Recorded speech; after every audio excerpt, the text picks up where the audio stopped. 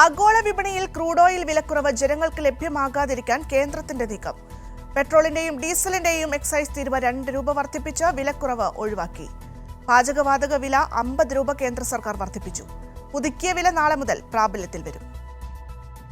ഇന്ധനവിലയിൽ ജനവിരുദ്ധ നയം തുടരുക തന്നെയാണ് കേന്ദ്ര സർക്കാർ എന്ന് തെളിയിക്കുന്നതാണ്. ഇന്ന് വീണ്ടും പെട്രോൾ, ഡീസൽ, അതോടൊപ്പം തന്നെ LPG പാചകവാതകത്തിനടക്കം വീണ്ടും വിലക്കയറ്റം ഉണ്ടായിരിക്കുന്നു. ഇത് സംബന്ധിച്ച ഉത്തരവ് ഇന്ന് കേന്ദ്ര സർക്കാർ പുറത്തുവിട്ടിട്ടുണ്ട്. പെട്രോളിനും ഡീസലിനും എക്സൈസ് തീരുവയായിട്ടാണ് 2 രൂപ വിലവർദ്ധനവ് വന്നിട്ടുള്ളത്. അതേസമയം പാചകവാതകത്തിന് 50 രൂപയിലേക്ക് വർദ്ധിച്ചു എന്നുള്ള കണക്കുകളാണ് പുറത്തു വന്നിട്ടുള്ളത്. അന്താരാഷ്ട്ര എണ്ണ വിലയിലുണ്ടായിട്ടുള്ള വലിയ ഇടിവ് ഉണ്ടായ സമയത്താണ് ഇത്തരത്തിൽ വിലവർദ്ധനവ് കൂടി കേന്ദ്രം നടപ്പിലാക്കുന്നത്. ഇത് പൂർണ്ണമായും മറ്റ് കമ്പനികളെ, ഈ സ്വകാര്യ കമ്പനികളെ അടക്കം അവർക്ക് കൊള്ളലാഭം കൊയ്യുന്ന തരത്തിലേക്ക് കേന്ദ്ര സർക്കാർ വഴങ്ങിക്കൊടുക്കുന്നു എന്നതിന് തെളിവായാണ് പലരും ഈ വിലവർദ്ധനവിനെ ചൂണ്ടിക്കാണിക്കുന്നത്. ആഗോള എണ്ണ വിലയിലെ നിരന്തര ചാഞ്ചാട്ടവും അതോടൊപ്പം തന്നെ ട്രംപിന്റെ നടപടികളുമാണ് ഇത്തരത്തിൽ വിലവർദ്ധനവിന് കാരണമെന്ന വിശദീകരണം കൂടി കേന്ദ്ര സർക്കാർ നൽകുന്നുണ്ട്. അതേസമയം ചില്ലറ വിൽപ്പന രംഗത്ത് ഇതൊന്നും ബാധിക്കില്ല, ചില്ലറ വിൽപ്പന രംഗത്ത് വിലയിൽ മാറ്റമുണ്ടാകില്ല എന്നാണ് കേന്ദ്ര സർക്കാർ വിശദീകരിക്കുന്നത്.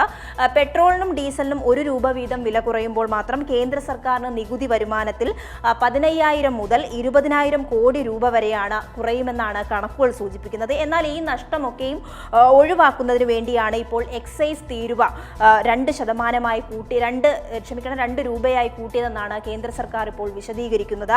എന്നാൽ കഴിഞ്ഞ മാസത്തിന്റെ തുടക്കത്തിൽ തന്നെ ക്രൂഡ് ഓയിൽ വില ബാരലിന് $70 താഴ്ന്നപ്പോഴും വില കുറയ്ക്കാൻ തയ്യാറായില്ല എന്നുള്ളതും വളരെ ശ്രദ്ധേയമായി കാണേണ്ടതാണ്.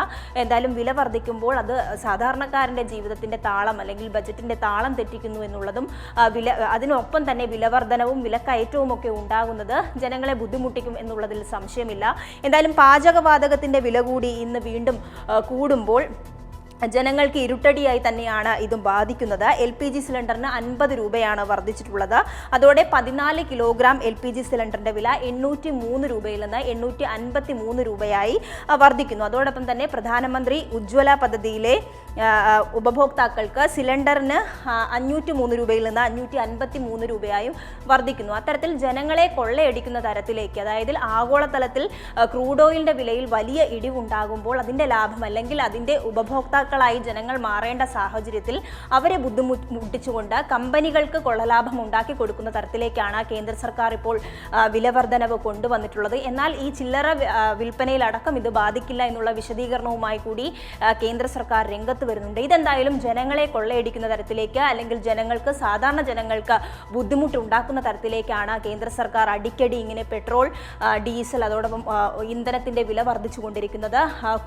കുടുംബത്തിലെ അല്ലെങ്കിൽ സ്ത്രീകളെയും ജനങ്ങളെയും ഒക്കെ ബാധിക്കുന്ന തരത്തിലേക്ക് പാചകവാതകത്തിന്റെയും വില കുത്തനെ ഉയർത്തുന്നതും ഇത് വലിയ തരത്തിൽ ജനങ്ങളെ ബാധിക്കുമെന്നുള്ളത് തന്നെയാണ് പലരും ഇതിനെതിരെ വിമർശനമായി ഉയർത്തിക്കാട്ടുന്നത്. ഭദ്ര.